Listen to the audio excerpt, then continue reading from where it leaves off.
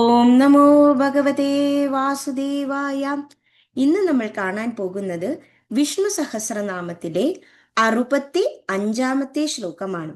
ഈ ശ്ലോകത്തിൽ ഭഗവാന്റെ 605-ാമത്തെ നാമം മുതൽ 614-ാമത്തെ നാമം വരെയുള്ള വിശദീകരണമാണ് പറയുന്നത്.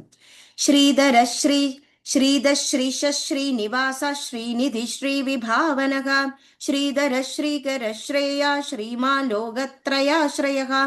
ഈ ശ്ലോകത്തിലെ നാമങ്ങൾ ശ്രീധർ, ശ്രീശ, ശ്രീനിവാസ, ശ്രീനിധി, ശ്രീവിഭാവനഃ, ശ്രീധര, ശ്രീകര, ശ്രേയ, ശ്രീമാൻ, ലോകത്രയാശ്രയ എന്നിങ്ങനെ 10 നാമങ്ങളാണ്. ഇതിൽ ആദ്യത്തെ നാമമാണ് ശ്രീധ. ഏതൊരു ശക്തിയാണോ ശ്രീയെ ധരിച്ചിരിക്കുന്നത് ആ ശക്തിയെ ശ്രീധ എന്ന് പറയുന്നു. അതായത് ഭഗവാൻ എല്ലാ പരമഭക്തന്മാരുടെയും ആ ഒരു വിശ്വാസത്തിന് എപ്പോഴാണോ പാത്രമാകുന്നത് ആ സമയത്ത് ആ ഭക്തന് വേണ്ടിയുള്ള സമ്പത്തിനെ അനുഗ്രഹിക്കുന്നു.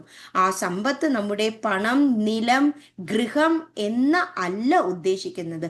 അത് ജ്ഞാനത്തിലും വരും, അവരവരുടെ പ്രവൃത്തിയിലും വരും, സാത്വിക സ്വഭാവത്തിലും വരും.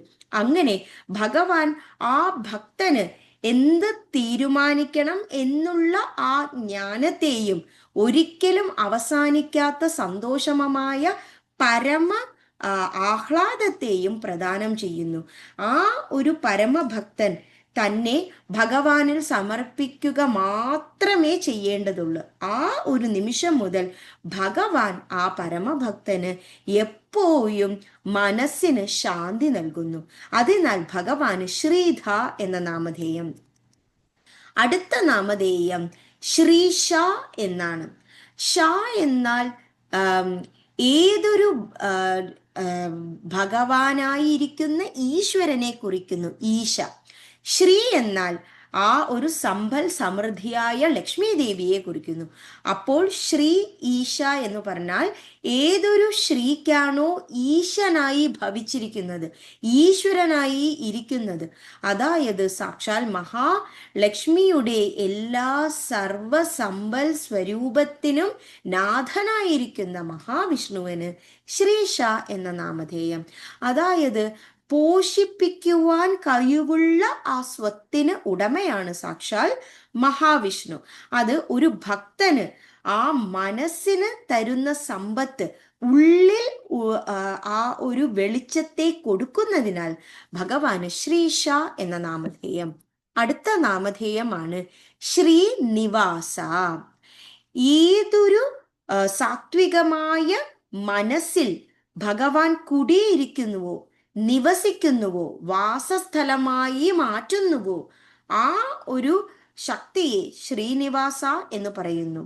അതായത് ഏതൊരു ഭക്തന്റെയും നന്മകളിൽ കുടിയിരിക്കുന്ന ഭഗവാന് ശ്രീനിവാസ എന്ന നാമധേയം. അവരുടെ മനസ്സ് എപ്പോഴും പരമപവിത്രമായി മാറിയിരിക്കും. അവർക്ക് ഇന്ദ്രിയങ്ങളാൽ ഉണരുന്ന ആ ഒരു വികാരങ്ങൾ ഇല്ലാതായിരിക്കും. അവർക്ക് മനസ്സിന് ആ ഒരു സംസാരത്തിൽ നിന്നുള്ള വസ്തുക്കളിലോട്ടുള്ള അമിതമായ ആഗ്രഹം ഇല്ലാതിരിക്കും. അതുപോലെ തന്നെ ഈ വിധ വിക്ഷോഭങ്ങളെല്ലാം തന്നെ ഭഗവാൻ അകറ്റിയിരിക്കും. അത് മാത്രവുമല്ല, അവർക്ക് പൂർണ്ണമായ സന്തോഷം, സമാധാനം, ഭക്തി, ഒരു കാര്യത്തെ ഇല്ലെങ്കിൽ ഒരു സംഭവത്തെ തിരിച്ചറിയുവാനുള്ള കഴിവ്, ഇതെല്ലാം തന്നെ പ്രദാനം ചെയ്യുന്നതാണ്. അങ്ങനെയുള്ള മനുഷ്യരുടെ മനസ്സിൽ കുടിയിരിക്കുന്നതിനാൽ ഭഗവാന് ശ്രീനിവാസ എന്ന നാമധേയം. അടുത്ത നാമധേയം ശ്രീനിധി എന്നാണ്. നിധി എന്നാൽ ഏവരും മനസ്സിന് അല്ലെങ്കിൽ അവരവർക്ക് തോന്നുന്ന ആ ഒരു പൊക്കിഷത്തെ നിധി എന്ന് പറയുന്നു. അപ്പോൾ ശ്രീനിധി എന്നാൽ ശ്രീയാൽ ഉണ്ടാകുന്ന പൊക്കിഷം. അതായത് ഏവരും എപ്പോഴും മനസ്സിൽ കൊണ്ടു നടക്കുന്ന ആ ഒരു പൂർണ്ണതയെ, ആ ശ്രീ എന്ന് വിളിക്കുന്നു. അതായത് എല്ലാവർക്കും കൊടുക്കുന്ന ആ തേജസ്സിനെ ശ്രീ എന്ന് വിളിക്കുന്നു. അതായത് മായയാൽ ഈ പ്രപഞ്ചം മുഴുവൻ കളിയാടുമ്പോൾ ആ മായയെ തിരിച്ചറിഞ്ഞ് അത് എപ്പോഴാണോ നമ്മുടെ ജീവിതത്തിൽ നിന്നും അതിനെ വെട്ടിമാറ്റുന്നത്, ആ സമയത്താണ് അവർക്ക് ആ ഭഗവാൻ എന്ന നിധിയെ തിരിച്ചറിയുവാൻ സാധിക്കുന്നത്. അങ്ങനെയുള്ള ആ ഭഗവാനെ ശ്രീനിധി എന്ന് പറയുന്നു. അടുത്ത നാമധേയം ശ്രീ വിഭാവന എന്നാണ്. അതായത് ഓരോ ഭക്തന്മാരിലും ഈ പ്രപഞ്ചം മുഴുവനും ശ്രീയെ വാരി വിതറുന്ന ഭഗവാന് ശ്രീ വിഭാവന എന്ന നാമധേയം. അതായത് ഭഗവാൻ ഏതൊരു ആളിൻ്റെയും പ്രവൃത്തി അനുസരിച്ചുള്ള ഫലമായിരിക്കും അവർക്ക് കൊടുക്കുന്നത്. ഏതൊരു പ്രവൃത്തിക്ക് പിന്നിലും അവരവരുടെ മനസ്സിന് ഒരു ലക്ഷ്യമുണ്ടാകും. ആ ലക്ഷ്യത്തിനനുസരിച്ചുള്ള ഫലത്തെ അല്ലെങ്കിൽ പ്രവൃത്തിയെ ഭഗവാൻ കൊടുക്കുന്നതിനാൽ ഭഗവാന് ശ്രീവിഭാവന എന്ന നാമധേയം. അടുത്ത നാമധേയം ശ്രീധര എന്നാണ്. അതായത് ഏതൊരു ശ്രീയാണോ ഭഗവാൻ ധരിച്ചിരിക്കുന്നത്, ആ മനസ്സിൽ പരമാത്മാവായി ഓരോ പ്രപഞ്ചത്തിലെ സൃഷ്ടിയിലും ഉള്ളത്, ആ ഒരു പൂർണമായ അവസ്ഥയെ ശ്രീധര എന്ന് പറയുന്നു. അടുത്ത നാമധേയം ശ്രീകര എന്നാണ്. അതായത് ഏതൊരു ഭക്തനാണോ തൻ്റെ കരത്തിൽ ശ്രീയെ വെച്ചിരിക്കുന്ന വിഷ്ണുവിനെ പൂർണമായും മനസ്സുകൊണ്ട്, ശരീരം കൊണ്ട്, ആത്മാവ് കൊണ്ട്, ജ്ഞാനം കൊണ്ട്, ഇന്ദ്രിയങ്ങൾ കൊണ്ട് പൂർണമായി എല്ലാം വിധത്തിലും അങ്ങനെ സമർപ്പിക്കുന്നത്, ആ ഒരു അവസ്ഥയിൽ സാക്ഷാൽ ഭഗവാൻ തന്നെ അവരിൽ കുടികൊള്ളുന്നു. ആ ഒരു അവസ്ഥയ്ക്ക് കാരണഭൂതനായ ഭഗവാന് ശ്രീകര എന്ന നാമധേയം. അടുത്ത നാമധേയം ശ്രിയ എന്നാണ്. അതായത് ഏതൊരു മോക്ഷത്തെ കൊടുക്കുവാൻ കഴിവുള്ള ഒരു ശക്തിയെ ശ്രിയ എന്ന് പറയുന്നു. അവരുടെ പരമമായ ലക്ഷ്യവും ആ ഒരു ഭഗവാനെ ലയിക്കുക എന്നതാണ്.